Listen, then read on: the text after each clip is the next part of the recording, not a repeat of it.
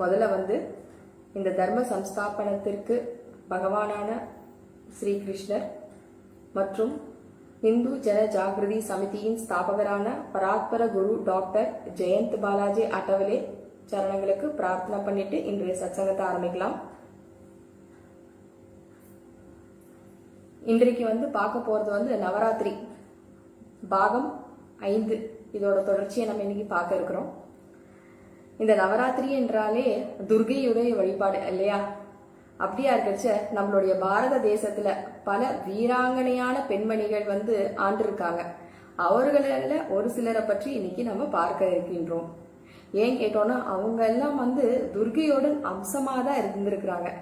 அவ்வளவு பராக்கிரமசாலிகளாகவும் வீராங்கனைகளாகவும் தேஜஸ் நிரம்பியவர்களாகவும் அதாவது பதிவிரதிகளாகவும் கலாச்சாரத்தை கட்டி காப்பாற்றியவர்களாகவும் அந்த என்ன சொல்றது நம்ம தேசத்திற்கும் கலாச்சாரத்திற்கும் மெருகேற்றியவர்களாக அவங்க இருந்திருக்கிறாங்க. அவர்களை பற்றி ஒரு சிலவங்களை பற்றி நம்ம இன்னைக்கு பார்க்க இருக்கின்றோம். முதல்ல வந்து நம்ம பார்க்க இருக்கிறது ராஜமாதா ஜிஜாவு அவங்கள பத்தி தான் நம்ம பார்க்க இருக்கிறோம். உங்க எல்லாருக்குமே தெரியும் அவங்க யாருன்னு பார்த்தோம்னா நம்மளுடைய சிவாஜி மகாராஜோடைய தாயார். இவங்க வந்து ஆரம்பத்திலிருந்தே மிகவும் நல்ல உயர்ந்த பண்புகளை கொண்டவர்கள். இவங்களுடைய பண்புகளாலதான் நல்லபடியா அவங்களால சிவாஜி மகாராஜா உருவாக்க முடிஞ்சது. அந்த சிவாஜி மகாராஜால நமக்கு ஒரு நல்ல ஒரு அந்த இந்துத்துவ ஸ்வராஜ்யத்தை ஸ்தாபனம் பண்ணார் இல்லையா?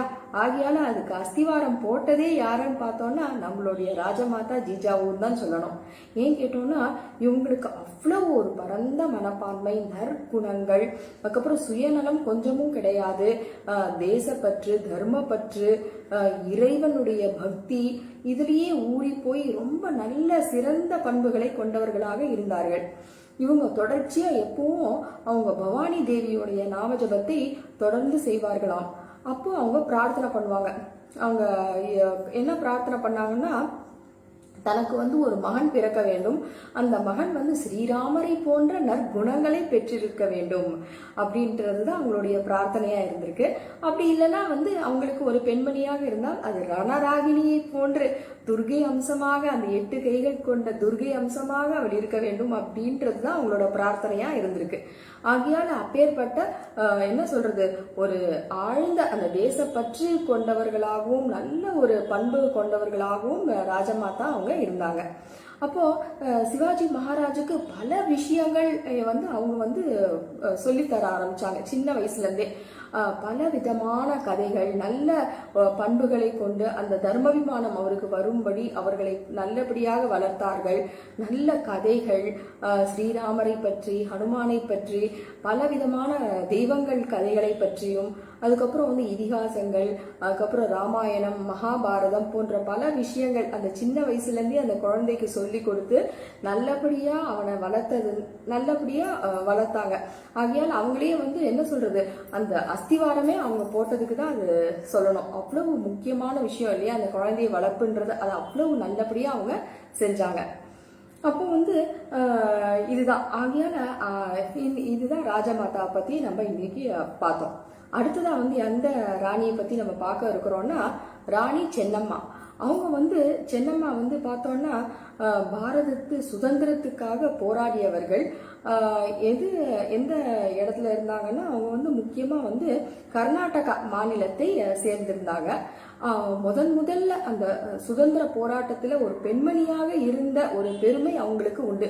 ஏன்னா மின்காலத்துல எல்லாம் வந்து ஆண்கள் தான் இருந்தாங்க, வீட்டை விட்டு பெண்கள் வரவே மாட்டாங்க பாருங்க அந்த காலத்துல. ஆனா அந்த முதல்ல பெண்மணியாக இருந்து அந்த போராட்டத்தில் கலந்து கொண்ட ஒரு பெருமை அவர்களுக்கு உண்டு.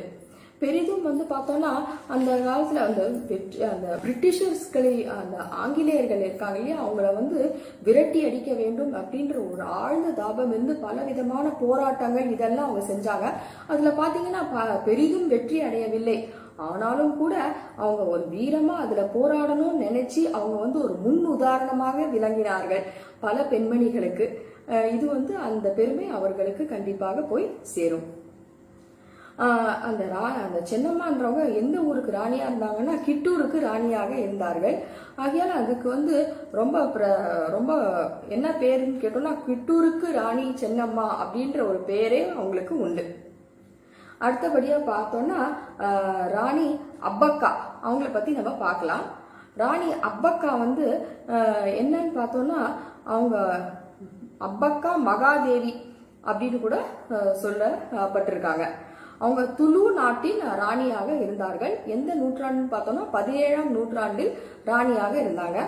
யாரை எதிர்த்துனா போர்ச்சுகீஸை எதிர்த்து அவங்க பல போராட்டங்கள் செய்து வெற்றி பெற்றிருக்காங்க. இவங்க வந்து அந்த மூடபித்ரி அப்படின்ற ஒரு ஊருக்கு அரசாட்சி புரிஞ்சு வந்தாங்க. அந்த ஊர் எதுக்கு ரொம்ப பிரசித்தப்பட்டதுன்னு கேட்டோம்னா கோவில்களுக்கு ரொம்பவே வந்து ஒரு என்ன சொல்றது ரொம்ப ஒரு நல்ல ஒரு கோவில்கள் நிறைந்த ஒரு ஊராக இருந்தது. அந்த ஊருக்கு தலைநகரமாக உல்லால் என்ற ஒரு இடம் விளங்கியது. உல்லால் வந்து அந்த ஊருக்கு தலைநகரமாக இருந்தபோது அந்த உல்லால் வந்து துறைமுகமாகவும் இருந்தது. சரிங்களா? அந்த போர்ச்சுகீஸ் வந்து வெற்றி வந்து பலமுறை அவங்க வந்து தோற்கடிக்க பார்த்தாங்க. ஆனா அவங்க வந்து நல்லபடியா அப்பக்காவோட இந்த தைரியத்தினால வெற்றி கொண்டாங்க போர்ச்சுகீஸை. அதனால வெற்றி பெற்று கோவாவை கைப்பற்றினார்கள். அந்த கோவாவை கைப்பற்றிய பிறகு வந்து இவங்களுக்கு அந்த தெற்கு பாரதத்தை நோக்கி அவங்க பார்வை ஏற்பட்டது. அப்போ மெதுவா அந்த முதல்ல அந்த கடற்கரை பகுதிகளை அவங்க வந்து கைப்பற்ற தொடங்கினார்கள். அதற்கு வந்து அந்த அதாவது அந்த அதாவது கர்நாடகா மாவட்டத்திலிருந்து அப்படியே ஆரம்பிச்சு மங்களூர் முதல்ல வந்து அந்த துறைமுகத்தை அவங்க கைப்பற்றினாங்க. அப்புறம் உல்லால் வந்து அந்த தலைநகரமா இருந்தது இல்லையா, அந்த உல்லால் என்ற தலைநகரத்துல வந்து மிகவும் பிரசித்தி பெற்றது. அதாவது ரொம்ப பெருமை வாய்ந்த விஷயம் என்னன்னு கேட்டோம்னா அங்க மசாலா பொருட்கள்லாம் வந்து ரொம்ப நிறைய வணிகமாக்கு ஒரு சிறந்த இடமாக இருந்தது. அதனால பல வெளிநாட்டவர்களுக்கு மேற்கத்தியவர்கள் வந்து இங்கதான் வந்து வணிகம் பண்ணிட்டு போனாங்க. ரொம்ப பெருமைக்குரிய ஒரு விஷயமாக நல்லபடியான ஒரு விஷயமா நல்ல ஒரு என்ன சொல்றது அந்த ட்ரேடிங் நல்லபடியா அங்க நடந்தது. அதுக்கப்புறம் வந்து இதை வந்து பார்த்து கொண்டே இருந்த வெளிநாட்டவர்கள் அந்த ஆங்கிலேயராக இருக்கட்டும், பிரிட்டிஷ், அதுக்கப்புறம் போர்ச்சுகீஸாக இருக்கட்டும், இல்லைன்னா வந்து இந்த டச் அவங்கெல்லாம் வந்து இந்த இடத்த வந்து கைப்பற்றதுக்கு ரொம்ப முயற்சித்தாங்க. எவ்வளவு போராடியும் வெளிநாட்டவர்களாக உல்லாலை கைப்பற்ற முடியவில்லை. ஏனென்றால் அப்பக்கா வந்து அவ்வளவு தைரியமா போராடி நல்லபடியாக ஆட்சி புரிந்து வந்தார்கள். இதற்கு இன்னொன்று ஒரு முக்கிய விஷயம் என்னன்னு கேட்டோம்னா அந்த நேரத்துல வந்து அங்க இருந்த குறுநில மன்னர்கள்லாம் இருந்தாங்க இல்லையா, அவங்கெல்லாம் அவ்வளவு அழகா வந்து அரசாட்சி புரிஞ்சாங்க, ஒற்றுமையா இருந்தாங்க. அவங்களுக்குள்ள எவ்வளவு விதமான பேதங்கள் இருந்தாலும் ஜாதி வேறுபாடுகள்லாம் இருந்தா கூட அவங்களுக்குள்ள அந்த ஒற்றுமைன்ற ஒரு அந்த என்ன சொல்றது அந்த ஒரு சிறந்த குணம் இருந்ததுனால யாரை எதிர்த்து வெளிநாட்டவர்கள் அவங்கள வெற்றி பெற முயற்சித்தாலும் அவங்க வந்து விட்டு கொடுக்காம அவங்களுக்குள்ள இந்த ஒற்றுமையினால் அவங்க வந்து வெற்றி கண்டாங்க. இது வந்து மிக சிறந்த ஒரு விஷயமாக இருந்தது. இதற்கு பெருதுணையாக இருந்தது அப்பக்காவின் அந்த அரசாட்சி என்றுதான் சொல்லணும் நம்ம. அதனால வந்து பார்த்தோம்னா அவங்களுக்கு இன்னொன்னு ஒரு பேரும் இருக்கான், அபயராணி அப்படின்றது. அந்த அபயராணி அப்படின்றது ஒரு அர்த்தமே பார்த்தோம்னா தைரியமான ராணி அப்படின்ட்டு ஒரு அர்த்தம் இருக்கு. இவங்க வந்து பார்த்தோம்னா தொடர்ந்து அந்த 40 வருஷங்களாக எவ்வளவு முயன்றாலும் அந்த போர்ச்சுகீஸால இவங்களால வெற்றி கொள்ளவே முடியவில்லை. ஏன்னா அவ்வளவு சிறப்பா அப்பக்கா வந்து அந்த அரசாட்சி புரிந்தார்கள். அடுத்ததா வந்து பார்த்தோம்னா எந்த ராணியை பத்தி பார்க்க இருக்கிறோம்னா ராணி தபஸ்வினி அவர்களை பற்றி நாம் பார்க்க இருக்கின்றோம். ராணி தபஸ்வினி வந்து பார்த்தோம்னா ஒரு என்ன சொல்றது ராணி லக்ஷ்மிபாய் இருக்காங்க இல்லையா, அவங்களுடைய மருமகள் இவங்க வந்து சுதந்திர போராட்டத்தின் அவ்வளவு போராடி அவங்க வந்து நிறைய விஷயங்கள்ல ஜெயிச்சிருக்காங்க. இப்போ வந்து ராணி லக்ஷ்மிபாய் வந்து எப்படி இந்த ஜான்சிக்கு ராணியாக இருந்தாங்களோ அதே போல இவங்க வந்து அவங்களுக்கு அவ்வளவு அவங்கள போலயே இவங்களும் வந்து ரொம்ப சிறந்த ஒரு அரசாட்சி புரிந்தவர்களாக தான் இருந்திருக்காங்க. இவங்களுடைய அப்பா யாருன்னு கேட்டோம்னா சரதார் நாராயண ராவ் அவர் தான் இவங்களுடைய தந்தையாராக இருந்தார். ராணி தபஸ்வினி வந்து சிறு வயதிலிருந்தே பார்த்தோம்னா அவங்க வந்து ரொம்ப ஒரு இறைவனுடைய ஆழ்ந்த பக்தியில் ஈடுபட்டிருந்தாங்க. அவங்களுக்கு இன்னொரு பேரும் சுனந்தா அப்படின்ற பேரும் அவங்களுக்கு இருந்தது. அவங்க வந்து இந்த உலகியல் விஷயங்கள்ல ரொம்ப ஈடுபடவே இல்லை. அவங்களுக்கு மிகவும் ஆர்வம் வந்து எதுக்குன்னு பார்த்தோம்னா அந்த இறை பக்தி, அதுக்கப்புறம் தேசப்பற்று, தர்மாபிமானம், இதுல தான் ரொம்ப நாட்டம் இருந்தது. அதுல தான் அவங்களுக்கு பிடிப்பு இருந்தது. வைராகியம் நிறைந்தவர்களாக இருந்தார்கள். அப்போ அவங்க அரசாட்சியும் ரொம்ப ஒரு தூய்மையான ஒரு நல்ல ஒரு அரசாட்சியாக இருந்தது வந்து மக்கள் மனதில் பெரிதும் இடம் பெற்றார்கள் அவர்கள். அப்போ அப்போ வந்து பார்த்தோம்னா அந்த துணிச்சல், தைரியத்துக்கு ரொம்ப பேர் போனவங்களாக இருந்தாங்க. சின்ன வயசுல இருந்தே நல்ல அந்த போர் பயிற்சி, அதுலயும் வந்து ரொம்ப சிறந்தவர்களாக அந்த துப்பாக்கி வந்து நல்லா சுடுறதுல நல்லா தேர்ச்சி பெற்று இருந்தாங்க. அப்புறம் வாள் சண்டை, கத்தி சண்டை, இதையும் நல்லா செய்வாங்க அவங்க. அவங்க வந்து வழிபட்ட தெய்வம் யாருன்னு பார்த்தோம்னா சண்டி மாதா. சண்டி மாதாவிடம் பெரிதும் பக்தி கொண்டு எப்போதும் அந்த இறைவனுடைய நாம ஜபத்தில் அவங்க ஈடுபட்டுட்டு இருந்தாங்க. ராணி தபஸ்வினி வந்து பார்த்தோம்னா ராணி லக்ஷ்மிபாய் போலவே குதிரை சவாரி, அதுக்கப்புறம் போர் பயிற்சி, இதெல்லாம் ரொம்ப சிறந்து விளங்கினார்கள். அப்போ துப்பாக்கி முனை சண்டை இதெல்லாம் கூட நல்லபடியா தேர்ச்சி பெற்றிருந்தாங்க. அப்புறம் அவங்க அப்பா வந்து இறந்ததற்கு பின்பு அந்த அப்பா இருந்த ஊரையும் இவங்களையும் ஆட்சி புரிந்தாங்க நல்லபடியா. அந்த கோட்டைகளில் வந்து ஒரு சில மாற்றங்கள், அதுக்கப்புறம் சில விஷயங்களை வந்து நல்லபடியா காரியங்களை சேர்ந்து மக்கள் நல்லபடியா சந்தோஷமா இருப்பதற்கு என்னென்னலாம் செய்யணுமோ அதை நல்லபடியா அவங்க செஞ்சாங்க. இப்ப அடுத்ததா ராணி தபஸ்வினி அவர்கள் மாதா தபஸ்வினியாக எப்படி மாறினாங்க அப்படின்றது இப்ப நம்ம தெரிஞ்சுக்கலாம். எப்படின்னா அந்த காலத்துல வந்து ஆங்கிலேயர்கள் போது நிறைய பேருக்கு பெரும் வெறுப்பு இருந்தது, இவங்களெல்லாம் எப்படியாவது வெளியேற்றணும்னு. அதே போலதான் ராணி தபஸ்வினிக்கும் இருந்தது, கடுமையான வெறுப்பு இருந்தது. இது எப்படி வெளிப்பட்டதுன்னா அவங்க பேச்சு திறனால் நல்லபடியா நிறைய விஷயங்களை அவங்க பேசி மக்களுக்கு புரிய வைக்கும் விதத்தில் அவங்க பேசின போது இது வந்து கொஞ்சம் என்ன சொல்றது அரசல் பரசலா வந்து ஆங்கிலேயர்களுக்கு தெரிய வந்தது. என்ன இவங்க ஏதோ பண்றாங்களே அப்படின்னு சொல்லிட்டு. அப்ப தெரிய வந்த போது ஆங்கிலேயர்கள் இவங்களை வந்து விசாரணை பண்ண ஆரம்பிச்சாங்க. விசாரணை பண்ண ஆரம்பிச்சு விசாரித்த போது இவங்களை வந்து அந்த தடுப்பு காவல் இதுல வந்து அவங்க வைக்கப்பட்டார்கள். அப்ப காவல்ல வைக்க போது அவங்கள வந்து உன்னிப்பு கவனிச்சதுல உங்களுக்கு ஒரு விஷயம் தெரிஞ்சு வந்தது. என்னன்னா இவங்க வந்து ஒரு ரொம்ப பயபக்தியால இருக்காங்க. இவங்க எப்ப பார்த்தாலும் சுவாமி கும்பிட்டுட்டே இருக்காங்க. இவங்க வந்து ஒரு துறவி போன்ற வாழ்க்கையில இவங்க வாழ்ந்துட்டு இருக்காங்க. இவங்களால நமக்கு இன்னும் பெரிய கஷ்டம் ஏற்பட போறது இல்ல, இவங்கள பத்தி நினைச்சு நம்ம ரொம்ப பயப்பட வேண்டாம் அப்படின்ட்டு அவங்க ஆங்கிலேயர்கள் உணர்ந்தார்கள். அதனால அவங்கள வந்து விடுவிச்சாங்க அந்த காவல்ல இருந்து. அவங்க விடுவிச்ச பிறகு அவங்க என்ன பண்ணாங்கன்னா நைன்மா சரண்யம் அப்படின்ற ஒரு இடத்துக்கு போய் அவங்க மேற்கொண்டு அந்த சண்டி மாதாவுடைய உபாசனையிலும் அந்த சாதனையிலும் அவர்கள் தீவிரமாக ஈடுபட்டார்கள். அப்ப அந்த ஆங்கிலேயர்கள் இன்னும் இதை பார்த்து அப்பாடா இவங்க வந்து இது போல துறவி வாழ்க்கையை மேற்கொண்டவங்களா, இவங்களை பத்தி நினைச்சு நம்ம கவலையே பட வேண்டாம், இவங்களால நமக்கு எந்த துன்பமும் ஏற்படாது அப்படின்ட்டு தீர்மானமே செஞ்சுட்டாங்க. அவங்கள பத்தி அப்புறம் பெரிதா அவங்க ரொம்ப யோசிக்கவே இல்லை. அப்போ அந்த நைன்மா சரண்யத்துல வந்து பல பேர்கள், பல மக்கள், பல விதமான மக்கள் வந்து இவங்களை வந்து பார்க்க ஆரம்பிச்சாங்க. ஏன்னா இவங்க ரொம்ப பக்தி மூண்டவர்கள், இவர்களிடம் ஆசீர்வாதம் வாங்க வேண்டி நிறைய பேர் வந்தாங்க. அப்ப அவங்க ஆசீர்வாதம் கொடுக்கும் விதமாக அவங்களுக்கு கொஞ்சம் கொஞ்சமா சில விஷயங்களை போதித்து புரிய வைக்க ஆரம்பிச்சாங்க. ஆங்கிலேயர்கள் வந்து நம்ம நாட்டை வந்து எப்படி ஆண்டுட்டு இருக்காங்க, அவங்களோட இருப்பதனால நமக்கு என்ன விதமான கஷ்டங்கள்லாம் இருக்கும் அப்படின்ட்டு. ஏன்னா ஆங்கிலேயர் ஆட்சிக்கு கீழே அங்க வேலை செஞ்சுட்டு இருந்தவங்க நிறைய பேர் வந்து இவங்களை பார்க்க வரும்போது அவங்களுக்கு புரிய வைப்பாங்க. இந்த மாதிரி அந்த செல்வாக்குல நீங்க இருக்கிறதுனால அதனால நமக்கு எவ்வளவு சில கஷ்டங்கள்லாம் இருக்குது அப்படின்றதெல்லாம் அவங்க புரிய வச்சாங்க. அப்ப புரிய வச்சு அவங்க கொஞ்சம் கொஞ்சமா அவங்களுக்கு கொஞ்சம் கொஞ்சமா சொல்லிட்டே இருந்தாங்க. அவங்க உண்மை நிலையை அவங்களுக்கு புரிய வச்சாங்க. அப்புறம் பார்த்தோம்னா 1857 வந்து பல விதமான என்ன இருந்தாங்கன்னா சன்னியாசிகள், துறவிகள், இவங்கெல்லாம் வந்து பல இடங்களுக்கு அந்த இடத்துல இருந்த பல ஊருக்கு வந்து அவங்க சென்று அவங்க வந்து போயிட்டே இருந்தாங்க. 1857 வந்து பல விதமான துறவிகள் மற்றும் சன்னியாசிகள் வந்து அந்த ஊர்ல இருந்த பல இடங்களுக்கு சென்று அவங்க வந்து போதனை செஞ்சாங்க. பல விஷயங்களையும் வந்து அங்க இருந்த மக்கள், எங்க இருந்த மக்கள்னா அதாவது ஆங்கிலேயர் படை கீழே வேலை சேர்ந்த நம்மளுடைய பாரதிய வீரர்கள், அதாவது சிப்பாய்களுக்கு வந்து போய் விஷயத்த கொஞ்சம் கொஞ்சமா அவங்க புரிய வச்சாங்க. என்ன சொன்னாங்கன்னா, உங்களெல்லாம் வந்து கருப்பர்கள் அப்படின்ட்டு கீழ்த்தனமா அவங்க நடத்திட்டு இருக்காங்க. நீங்க அவங்க கிட்ட இருந்து கைக்கூலியா வேலை செஞ்சுட்டு இருக்கீங்க. நீங்க வந்து அவங்க கொடுக்குற சம்பளம் வந்து நம்ம தேசத்தோட பணத்தையே எடுத்து உங்களுக்கு ரொம்ப குறைவா கொடுக்குறாங்க. ஆனா அதே ஆங்கிலேயர் சிப்பாய்களுக்கு அதிகமா பணத்தை கொடுக்குறாங்க. நீங்க ஏமாந்து போறீங்க. இப்படி ஏமாறாதீங்க. இன்னும் நம்ம பாரத தேசத்தையும் அவங்க ஆக்கிரமிச்சுக்க போறாங்க.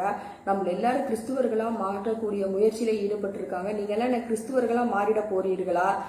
இதை பத்தி கொஞ்சம் யோசிச்சிங்களா அப்படின்ட்டு அவங்க வந்து அந்த துறவிகள் மகான்கள் வந்து அவங்கள போய் இந்த மாதிரி புரிய வச்சு அவங்கள வந்து அந்த ஆங்கிலேயர்களை எதிர்த்து போராடுவதற்கான ஒரு சக்தியை வந்து கொஞ்சம் கொஞ்சமா அவங்களுக்கு கொடுத்துட்டே இருந்தாங்க. யார் மூலியமானா அந்த ராணி தபஸ்வினி அவர்களுடைய வழிகாட்டுதனால் இந்த துறவிகள் வந்து சன்னியாசிகள் வந்து இந்த சிப்பாய்களுக்கு இந்த மாதிரியான விஷயங்களை புகட்டி புரிய வைத்தார்கள். உண்மை நிலையை அவங்களுக்கு புரிய வச்சாங்க. அப்புறம் வந்து அடுத்ததான் என்ன ஆச்சுன்னு கேட்டோம்னா, ரகசியமான ஒரு போராட்டத்திற்கு வந்து எப்படி நடந்தது அப்படின்றது இப்ப நம்ம பார்க்கலாம். அந்த ஆங்கிலேயரை எதிர்த்து ரகசியமாக ஒரு போராட்டத்திற்கு இவங்க எப்படி தயாரானாங்கன்றதை நம்ம அடுத்ததா பார்க்கலாம். எப்படின்னு கேட்டோம்னா, அந்த நானா சாஹிப் பேஷ்வா, தாத்யா டோபே, அதுக்கப்புறம் வந்து பார்த்தோம்னா அஜய் முல்லா கான், இவங்கெல்லாம் வந்து சேர்ந்து அடிக்கடி நம்ம ராணி தபஸ்வினி கூட சேர்ந்து உரையாடுவாங்க. எப்படி வந்து இதெல்லாம் நம்ம வந்து மீண்டு வர போறோம், எப்படி இவங்களை எதிர்த்து போராட போறோம் கலந்து ஆலோசிப்பாங்க, நிறைய பேசுவாங்க. அப்போ போராட்டத்தை பத்தி அவங்க தயாராகி பல யோசனைகளை வந்து கூறுவார். அப்போ ஒரு வாட்டி என்ன சொன்னாருன்னா, நம்ம வந்து இந்த சிகப்பு தாமரையை வந்து இந்த சன்னியாசிகள் துறவிகள் மூலியமா நம்ம எல்லா இடத்துக்கும் கொடுத்து அனுப்பலாம். இது கொடுத்து அனுப்புறது மூலியமா போருக்கு எல்லாரும் தயாராகணும் அப்படின்றது மக்களுக்கு ஒரு உணர்வு ஏற்படும். எந்த நேரத்துல வேணா போர் ஆரம்பிக்கலாம். ஆகையால அவங்க தயார் நிலையில இருக்கணும் அப்படின்ட்டு சொல்லி இதை வந்து ரொம்ப ஒரு ரகசியமா எல்லா விஷயங்களையும் வந்து நடத்தினாங்க.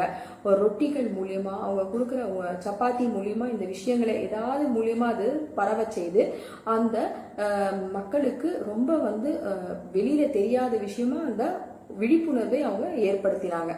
இதனால கொஞ்சமும் கடுகளவும் அந்த ஆங்கிலேயர்களுக்கு சந்தேகமே வரவில்லை. எந்த விதமான ஒரு இதுவும் இல்லாம தான் இருந்தாங்க. அப்போ இதனால பல கிராமங்களில் இருந்த பல விதமான மக்கள் வந்து இதுல வந்து போராட்டத்துல கலந்துக்கிறதுக்கு ரொம்ப தயாரான நிலையில் இருந்தாங்க ராணி தபஸ்வினியோட முயற்சியினால். ஆனா என்ன ஆச்சுன்னு கேட்டோம்னா, அந்த ஆங்கிலேயர்கள் வந்து பல நவீன ஆயுதங்கள்லாம் வச்சிருந்தாங்க. அப்புறம் நம்மளுடைய பாரத தேச சொத்தை வந்து அபகரிச்சிருந்தாங்க இல்லையா. அதனால வந்து ரொம்ப அவங்க பெரித அளவுல வந்து வெற்றி அடைய முடியல நம்மளுடைய மக்கள். அதனால அப்போ மட்டும் இல்லாம என்ன பண்ணாங்க, ஆங்கிலேயர்கள் வந்து ரொம்ப கொடூரமான விதத்தில் வந்து அந்த பங்கெடுத்து கொண்ட மக்களின் மீது கொடூரமாக கொடுங்கோலான அவங்க வந்து என்ன சொல்றது கஷ்டத்தை அவங்களுக்கு கொடுத்தாங்க. எப்படி இந்த மாதிரிலாம் நீங்க பண்ணலாம் அப்படின்னு சொல்லிட்டு. ஆகையால அந்த பயத்துல இன்னும் நிறைய பேர் ரொம்ப கஷ்டப்பட்டாங்க. அந்த மாதிரி ஒரு பயத்தை அவங்க மனசுல விதைச்சாங்க அந்த ஆங்கிலேயர்கள். அப்போ ராஜமாதா வந்து ராணி தபஸ்வினி அவங்க வந்து ஓஹோ இந்த மாதிரி இந்த ஆங்கிலேயர்களை இந்த போராட்டத்தின் மூலியமா ஜெயிப்பது கஷ்டம் அப்படின்றது கொஞ்சம் புரிய வந்தது அவங்களுக்கு. ஏன்னா வந்து நம்ம அந்த நேரத்துல நம்ம ஊர் ராஜாக்களே வந்து ரொம்ப ஒரு வலுவிழந்த நிலையில இருந்தாங்க. மற்றும் இல்லாம ஒரு சில ராஜாக்கள் வந்து நம்மளுடைய தேசத்திற்கே துரோகிகளாக இருந்தாங்க, கயவாணிகளாக இருந்தாங்க.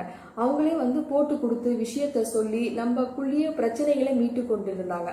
ஆகையால இதனால அந்த போராட்டத்தில பெரிதும் வெற்றி அடைய முடியவில்லை. இதனாலதான் இதற்கு காரணம், வெற்றி அடையாததற்கு காரணம் இது ஒரு மிக முக்கியமான விஷயம் அப்படின்றத ராணி தபஸ்வினி உணர்ந்தார்கள். அதனால என்ன பண்ணாங்கன்னு கேட்டோம்னா, அது அடுத்தபடியா அவங்க என்ன பண்ணாங்க, நானா சாஹிப்புடன் நேபாள் பயணத்திற்கு சென்றார்கள். நேபாள் போனாங்க. அங்க நேபாள்ல வந்து ஒரு ராஜா இருந்தாரு, ஜுங் பகதூர் அப்படின்றவர். அவர் ஆங்கிலேயருடைய நண்பர் தான். அவர் அந்த ஊர்ல அவர் இருந்தாரு. அப்ப அந்த நேபாளையும் அவங்க விடாம பல விதமான சொற்பொழிவுகள்லாம் ஆற்றி அங்க அந்த வீர பெண்மணி அந்த வந்து என்ன பண்ணாங்கன்னா அந்த புரட்சி அந்த விழிப்புணர்வை மக்களிடம் ஏற்படுத்தினார்கள் தபஸ்வினி அவர்கள். அப்புறம் வந்து தொடர்ச்சியாக அப்புறமா அங்க இருக்க முடியல. அப்புறம் மேற்கொண்டு அவங்க பயணத்தை வந்து தொடர்ந்து செஞ்சாங்க. கொல்கத்தாவை நோக்கி அவங்களுடைய பயணம் வந்து அமைஞ்சது. தர்பாங்காவுக்கு அவங்க சென்றாங்க. அது கொல்கத்தாவை நோக்கி இருந்தது. இப்போது ராணி வந்து அடுத்தபடியாக என்ன இருந்ததுன்னா அந்த வங்காள பிரிவுக்கு மிகவும் முக்கியமான அந்த ஒரு புரட்சிக்கு அவங்க வந்து ஒரு முக்கியமான ஒரு என்ன சொல்றது ஒரு அங்கம் விதித்தாங்க, ஒரு பங்கு அவங்க வகிச்சிருந்தாங்க. என்னன்னா ராணி இப்போ வந்து ரொம்ப வயசாயிடுச்சு, அப்புறம் ரொம்ப சோர்வும் அடைஞ்சிட்டாங்க. ஆனாலும் அவங்களுடைய அந்த தேசத்திற்காக அவங்களுடைய செய்யும் அந்த மனப்பாங்கு கொஞ்சமும் குறையவே இல்லை. ஆனா அதனால அவங்க என்ன பண்ணாங்க, மகா பக்த பாடசாலை அப்படின்றத நல்லபடியா ஆரம்பிச்சாங்க. இது கொல்கத்தாவில் அவங்க ஆரம்பிச்சாங்க. அப்போ வந்து லோகமானிய திலக் கேசரி பத்திரிகையோடைய துணை ஆசிரியர் அவர் வந்து இவங்களுடைய தொடர்புல வந்தாங்க. அதோட கூட கடீல்கர் அப்படின்றவரோடையும் இவங்க இருந்தாங்க. இந்த கடீல்கர் அப்படின்றவர் வந்து ரகசியமா பல விஷயங்களை வந்து எப்படி நல்லபடியா அந்த ஆங்கிலேயர்களை எதிர்த்து போராடலாம் அப்படின்ற ஒரு அதாவது நிறைய திட்டங்களை அவங்க வந்து சொல்லி கொடுத்தாரு. அந்த ஒரு திட்டம் வந்து பார்த்தோம்னா நேபாள் சேனாதிபதி சோம்ஷேர் ஜங் அப்படின்றவர் இருந்தாரு. அங்க வந்து அவரோட உதவியுடன் அவர் என்ன பண்ணாருன்னா, அங்க வந்து ஒரு தொழிற்சாலை இருந்தது. அது வந்து வெளிப்புறமா பார்த்தாலும் ஒரு டைல்ஸ் வந்து பண்ணக்கூடிய ஒரு கம்பெனியாக காட்சியளித்தாலும், ஆனா உள்ளார அந்த கம்பெனியில அந்த தொழிற்சாலையில என்ன பண்ணப்பட்டிருக்குன்னா ஆயுதங்கள், அதாவது அந்த போர்க்களத்தில் உபயோகிக்கக்கூடிய ஆயுதங்களை வந்து அவங்க வந்து தயாரிச்சிட்டு இருந்தாங்க.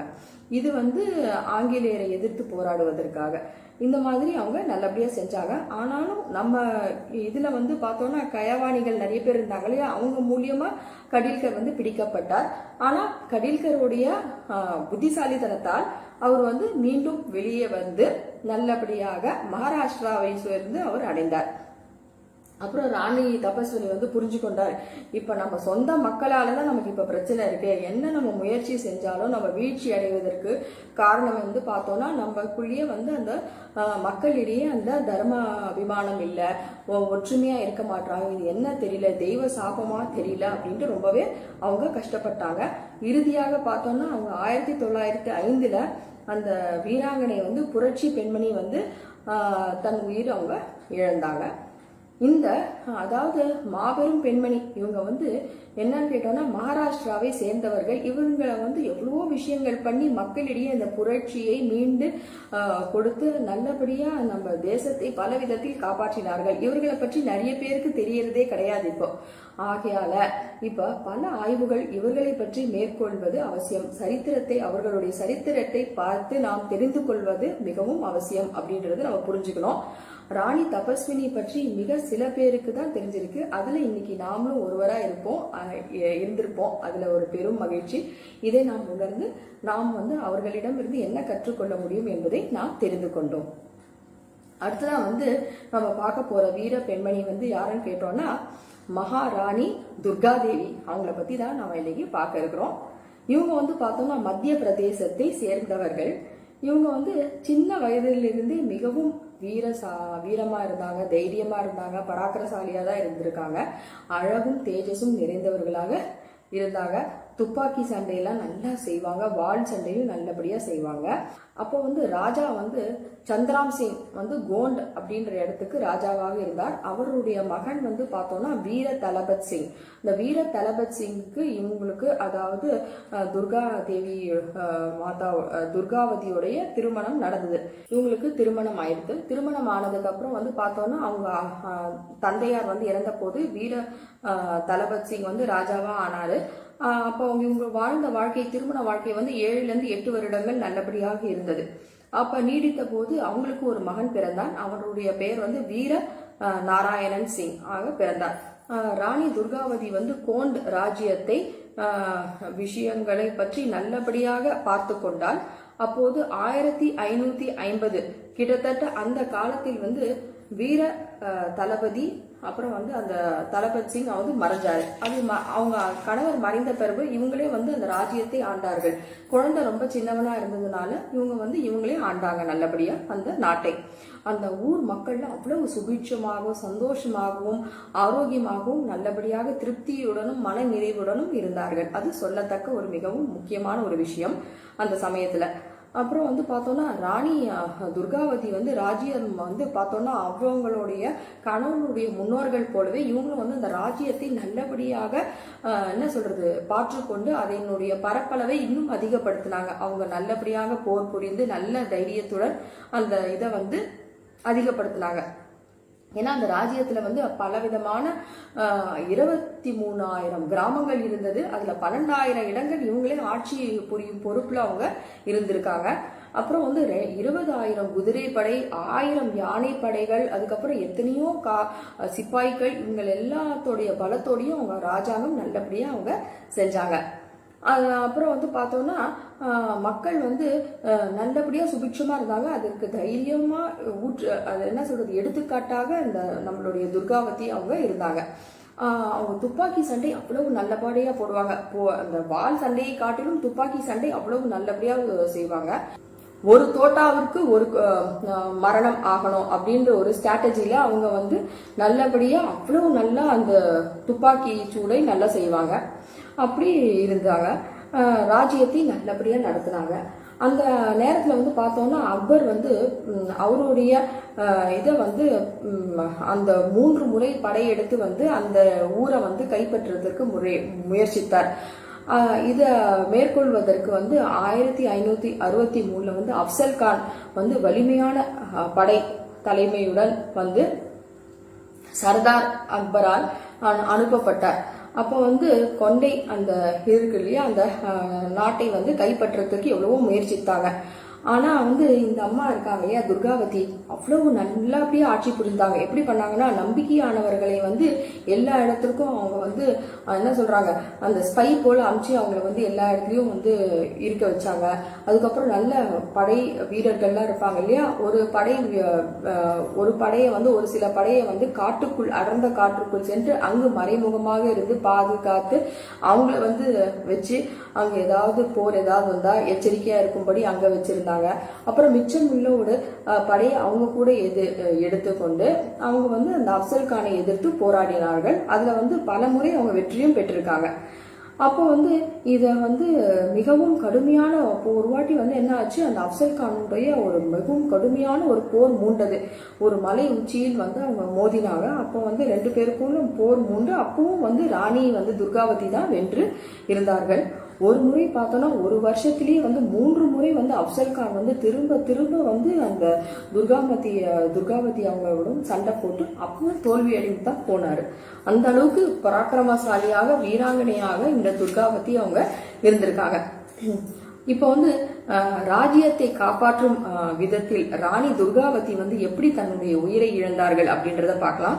1564 வந்து இறுதியாக அப்சல் கான் வந்து இப்போ என்ன பண்ணாரு, ஒரு யோசனை பண்ணி சிக்கண்டை சுத்தி அப்படின்ற ஒரு இடத்த வந்து அவரு வளைச்சு பிடிச்சு அந்த இது வந்து அவங்கள சிக்கிக்கிட்ட மாதிரி பண்ணாரு. ஆனா அவங்களுடைய புத்திசாலித்தனத்தால் அந்த இடத்துல இருந்து அவங்க தப்பிச்சு அப்சல் கான் இருக்காரு இல்லையா, அப்சல் கான் அப்புறம் வந்து எப்படியோ இவங்க ராணி தப்பிச்சுட்டாங்க அப்படின்றத புரிஞ்சு அவங்க பின்னாடியே தொடர்ந்து போய் அவங்களை எப்படியாவது கைப்பற்றுவதற்கு முயற்சித்தார். அப்போ வந்து இவங்க படை வீரர்களும் அவங்க அப்சல் கான் படை வீரர்களும் சாரமாரியா சண்டை போட்டு 2 பேரும் வந்து நிறைய பேர் இழந்தார்கள். ஆனாலும் இறுதியாக என்ன ஆச்சு, துர்காவதி மாதாவும் வந்து போர்ல வந்து பல காயங்கள் ஏற்பட்டது. அவங்களுடைய மகனுக்கும் வந்து பெருத்த காயங்கள் ஏற்பட்டு ரொம்ப கஷ்டமா இருந்தது. அதை பார்த்து வந்து அந்த வீர நாராயண் சிங் அடிபட்டதை பார்த்து அங்க இருந்த படை வீரர்கள் மிகவும் கஷ்டப்பட்டு கொஞ்சம் பயம் வந்து நிறைய பேர் வந்து அந்த போர்க்களத்துல இருந்து பின்வாங்கி ஓட ஆரம்பிச்சிட்டாங்க. ஆனாலும் துர்காவதி கொஞ்சமும் பயப்படாம சண்டை போட்டு உடம்புல பல காயங்கள் ஏற்பட்டு இருந்தது. அப்போ வந்து அந்த அப்சல் கானை எதிர்த்து போராடும் போது அந்த படை வீரர்கள் அப்ப வந்து ஒரு சில படை வீரர்கள் வந்து கூட இருந்தாங்க இல்லையா, அப்போ ஒரு சிப்பாய் கிட்ட சொன்னாங்க, இப்ப என்னால சண்டை போட முடியாது இனிமேல், அதனால நீ எனக்கு ஒரு உதவி செய்யணும் அப்படின்ட்டு சொன்னாங்க. அப்போ வந்து இந்த படை வீரர்கள் சொன்னாங்க, அம்மா நீங்க எங்கன்னா போயிருங்க, நம்ம எங்க பாதுகாப்பான இடத்துக்கு போயிடலாம், இந்த போர் வேண்டாம் அப்படின்ட்டு. ஆனா அவங்க அதை கைவிடவே இல்லை. ஒண்ணு வெல்லணும், இல்லைன்னா நான் வீர மரணம் அடையணும் அப்படின்ட்டு தான் அவங்க சொன்னாங்க. அதுக்கேற்ற மாதிரி அவங்களால முடியாத பட்சத்துல அந்த சிப்பாயிடம் எனக்கு இறுதியான ஒரு ஆசை இருக்கு அப்படின்ட்டு சொன்னாங்க. நீயே என்னை வந்து உயிர் என்னை எடுத்துரு அப்படின்ட்டு சொன்னாங்க. ஆனா வந்து அந்த சிப்பாய்க்கு சுத்தமா மனமே இல்லை. ஆகையால இவங்களே வாளை எடுத்து கழுத்தை வெட்டி அவங்க உயிரை மறித்தார்கள். ஏனென்றால் அந்த எதிரியினுடைய படை அந்த வீரர்கள் வந்து இவங்களுடைய நகத்தை கூட தொடக்கூடாது அப்படின்ட்டு மட்டும் இல்லாம இந்த தேசத்தை அவங்களுடைய மண்ணை காப்பாற்றுவதற்காக உயிரை தியாகம் செய்தார்கள். இப்பேற்பட்ட வீர பெண்மணியாக துர்காவதி அவங்க இருந்திருக்காங்க. ஆகையால இதை வந்து பார்த்தோம்னா இந்த கிட்டத்தட்ட ஒரு 15 வருஷம் துர்காவதி வந்து அந்த கொண்ட் ராஜ்யத்தை அந்த வந்து அவ்வளோ நல்லபடியா ஆண்டு வந்தார்கள். இறுதியாக அந்த வீராங்கனை வந்து அந்த எதிர்கொண்டு அந்த சண்டை போட்டு எப்படி அவங்க ராஜ்யத்தை காப்பாற்றினார்கள். அப்புறம் வந்து எவ்வளவோ முயன்று அப்புறம் இறுதியாக அந்த முகாலியர்கள் ஆட்சி வந்து அந்த ஆட்சியை வந்து கைப்பற்றினார்கள். ஆகையால இறுதி மூச்சு வரை அவங்க அந்த தேசத்திற்காகவும் மண்ணுக்காகவும் பாடுபட்டார்கள். அதுதான் நம்ம இங்க பார்த்தோம். ஆகையால இந்த மாதிரி வீராங்கனை பெண்மணி எப்படி எவ்வளவு தியாகம் பண்ணி ஒவ்வொரு நொடியும் அந்த தேசத்திற்காகவும் மண்ணிற்காகவும் யோசித்து சண்டை போட்டு கொண்டே இருந்திருக்கிறாங்க. அது எவ்வளவு பெரிய விஷயம். இத உணர்ந்து இப்ப வந்து அவங்க மரணம் அடைந்த அந்த இடத்தை வந்து இப்பவும் வந்து நினைவிடமாக அந்த சுதந்திரத்துக்காக போராடும் ஒவ்வொருவரும் அதை பார்க்கும் போது உத்வேகம் ஏற்பட்டு உற்சாகமும் நமக்கு கிடைக்கின்றது அந்த இடத்தை பார்க்கும் போது. இது வந்து பாராட்டும் விதமாக மத்திய பிரதேச அரசாங்கம் வந்து ஜபல்பூர் பல்கலைக்கழகத்திற்கு அவர்களுடைய பெயராக ராணி துர்காவதி பல்கலைக்கழகம் அப்படின்ட்டு 1983 நல்லபடியா பேர் வச்சாங்க. அப்புறம் வந்து நம்மளுடைய பாரத அரசாங்கம் 1983 வந்து பார்த்தோம்னா என்னன்னா நம்மளுடைய போஸ்டல் அதாவது அந்த ஸ்டாம்ப்ல கூட அவங்களுடைய பெயரை நல்லபடியா வெளியிட்டு அதை கொடுத்திருக்கின்றது.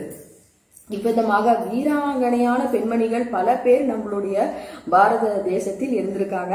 அதுல இன்னைக்கு ஒரு சிலரான மாதா ஜீஜாவோ, ராணி சென்னம்மா, அதுக்கப்புறம் வந்து அப்பக்கா, அப்புறம் ராணி தபஸ்வினி, ராணி துர்காவதி போன்றவர்களுடைய வீராங்கனையான கதைகளை மற்றும் அவர்களை பற்றிய விஷயங்களை நாம் தெரிந்து கொண்டோம் அல்லவா.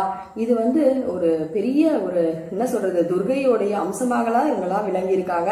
அவர்களுடைய தியாக உணர்ச்சியும் தேசப்பற்றும் சாத்திர தர்மத்தையும் நாம் உணர்ந்து அதற்கு தலைவணங்கி நமஸ்காரத்தை தெரிவித்துக் கொண்டு இன்றைய சத்சங்கத்தை நிறைவு செய்து கொள்ளலாம். நன்றி, வணக்கம்.